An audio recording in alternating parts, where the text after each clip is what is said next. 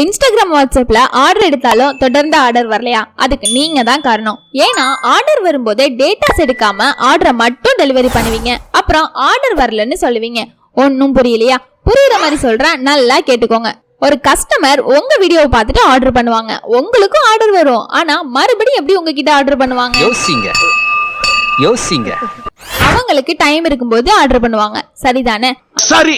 ஆனா உங்ககிட்ட டேட்டாஸ் இருந்தா நியூ கலெக்ஷன்ஸ், நியூ ஆஃபர்ஸ் இந்த மாதிரி எல்லாமே அவங்களுக்கு ஷேர் பண்ணலாம்.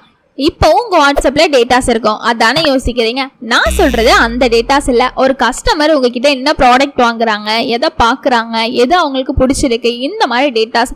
இப்ப சொன்ன எல்லாமே உங்க வாட்ஸ்அப்ல இருந்தா ஒரு கட்டத்துக்கு மேல உங்களால வாட்ஸ்அப்ல டேட்டாஸை ஸ்டோர் பண்ண முடியாது. வாட்ஸ்அப், இன்ஸ்டாகிராம்ல சேல் பண்றவங்களுக்கு இது மட்டும் ப்ராப்ளம் இல்ல, பேமெண்ட்டும் ஒரு ப்ராப்ளமா இருக்கும். இது எல்லா பிரச்சனையுமே சரி பண்ண உங்களுக்குன்னு ஒரு வெப்சைட் தேவை. வெப்சைட் பண்ணலாம் 10,000 20,000 தேவை. அதுக்கு எங்க போறது?